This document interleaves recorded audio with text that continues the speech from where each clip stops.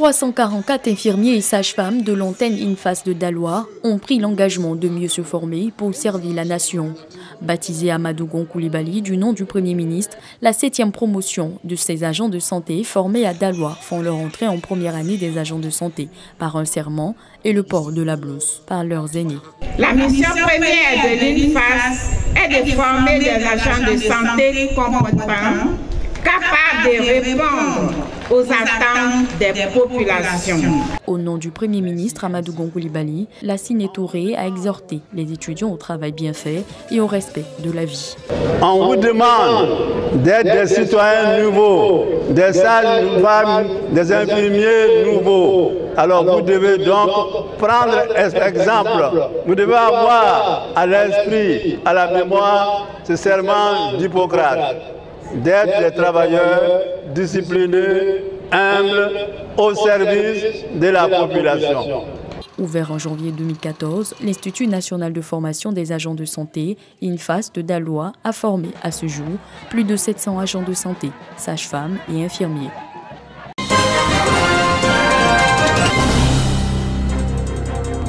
Guéyo, ville située au sud-ouest de la Côte d'Ivoire. Nous sommes dans la région de la Nawa. Les femmes de cette localité ont bien compris l'adage qui dit « l'union fait la force ». De l'union des différentes associations villageoises d'épargne de crédit de Guéyo est construit un marché moderne au profit des femmes. Un don de l'ONG Quai International en vue de la promotion de l'autonomisation des femmes de Guéyo. C'est un travail qui a été lancé il y a plusieurs mois de ça, et ça fait des années que ces femmes demandaient ce marché, et enfin aujourd'hui on a pu l'inaugurer avec toutes les autorités, avec toutes les femmes, et elles vont pouvoir travailler dans des bonnes conditions. D'un coût global de 50 millions de francs CFA, ce marché moderne vient soulager plus de 400 femmes productrices de cacao de la région qui travaillaient dans des conditions difficiles.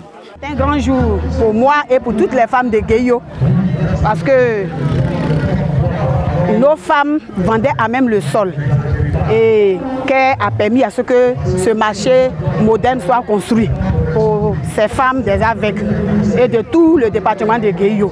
Depuis 2015, 293 associations villageoises d'épargne et de crédit ont été créées dans 39 villages des localités de Guéyo, Soubré et de Méagui.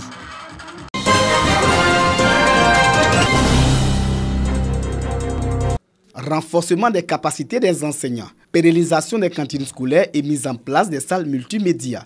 Des projets de la nouvelle circonscription de l'enseignement préscolaire et primaire d'Atiegouakoro dans le district autonome de Yamoussoukro. Cette IEP s'engage à faire d'Atiegouakoro un lieu d'excellence. Ces projets ont été présentés à l'occasion de la traditionnelle réunion de rentrée scolaire. La famille éducative a décidé de relever ce défi, celui de l'éducation de qualité à Atiegouakoro. Mettre en pratique les instructions officielles, ensuite les adapter à nos différents services et nos différentes structures et régions, de sorte que, évidemment, nous soyons en harmonie pour travailler. Les différents intervenants ont salué l'engagement de l'inspecteur de ce secteur pédagogique. Le représentant du ministre, Souleymane Diarra-Souba, parrain de la cérémonie, salue cette initiative. On ne peut pas chercher à bâtir notre pays sans investir dans les hommes qui assurent l'éducation. Et les enseignants, véritablement, sont ceux-là même qui sont les vecteurs de l'éducation, du développement de l'esprit. La réunion de rentrée est une occasion de partager avec la communauté éducative et les partenaires de l'école la vision et les attentes de la tutelle. L'inspection de l'enseignement préscolaire et primaire d'Atiegouakoro existe depuis 2 ans.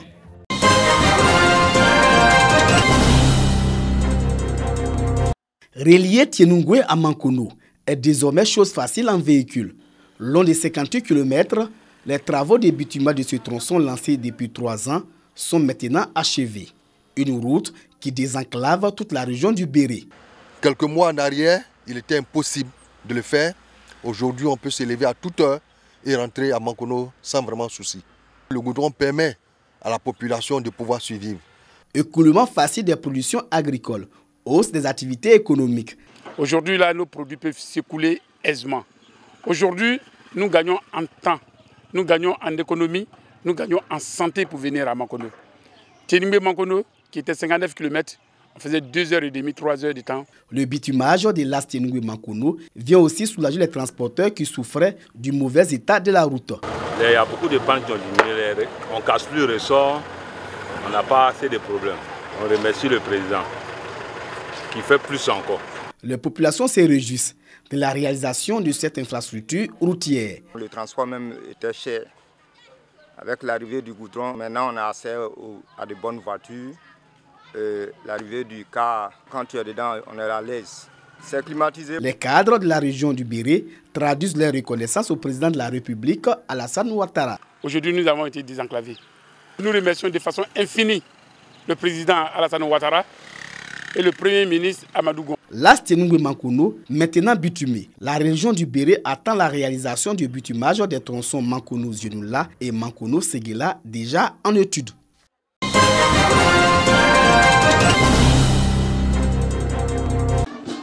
C'est la place de l'indépendance de Méagui dans la région de la Nawa qui a accueilli la première édition du festival Bakoué. Heureux de se retrouver dans une atmosphère festive, le peuple Bakoué, que l'on retrouve à San Pedro, Soubré et Sassandra, a ressuscité les différents pans et particularités de sa culture. Le festival, c'est un lieu de rencontre de tous les jeunes, de tous les côtés, Sassandra, Bokre et Nawa. Aujourd'hui, tout le monde est réuni, tout le monde est content et c'est le peuple Bakoué qui gagne. Il n'est pas facile de regrouper un peuple. Mais pour la première édition, nous disons que c'est une réussite. Parce que tout le monde est sorti. Cela veut dire que les prochaines éditions seront plus grandes. Au cours de ce festival, chaque village a en effet présenté une réalité typique de chez lui. Comme par exemple la danse guerrière dénommée le tiglé, pratiquée lorsqu'une femme décède en couche. Des rituels comme la cérémonie du nouveau riz cuit, aspergé d'huile rouge et partagé à tout le village, ont été les points forts de ce festival. Festival Bakoué, sur les terres Bakoué, devait pouvoir réunir. On devait voir des danses baoulées, des danses agni, des danses abro, des danses koulango, des danses gouro. J'interpelle les jeunes Bakoué, tout comme moi-même qui suis jeune, à vraiment prendre au sérieux notre culture. Parce qu'à l'intérieur de notre culture, il y a le savoir-faire du Bakoué.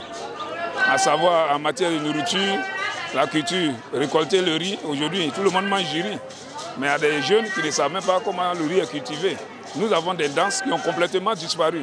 Tout ce que nous connaissons aujourd'hui, on dit le tcha-tcha, on dit aussi le masque. Mais en dehors de ça, le Bakoué, il y a le djoko, le bolo, ils ont le clé, il y a toutes ces choses-là. Mais nous ne connaissons pas. Selon les initiateurs, ce festival vise à promouvoir la culture Bakoué et d'empêcher la disparition de certaines traditions. Il s'agit également de favoriser les retrouvailles entre les fils et filles de ce peuple, issus de la grande famille sociologique Kou, qui se donne rendez-vous l'année prochaine pour la deuxième édition.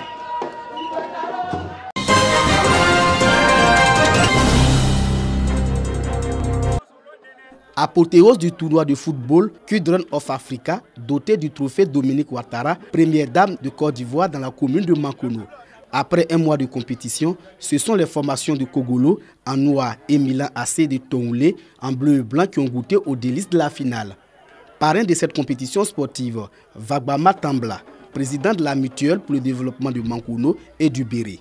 Il a invité la jeunesse de Mankono à promouvoir les valeurs de paix, de cohésion, du vivre ensemble, du travail bien fait. Des valeurs chères à la première dame Dominique Ouattara. Que cette jeunesse qui a un modèle devant, qui est la première dame elle-même, qui est aussi le président de la République lui-même. C'est ce modèle que nous avons, modèle de tolérance, modèle d'abnégation, modèle de travail, modèle d'inclusion, et puis modèle d'amour, on dit Dieu est amour.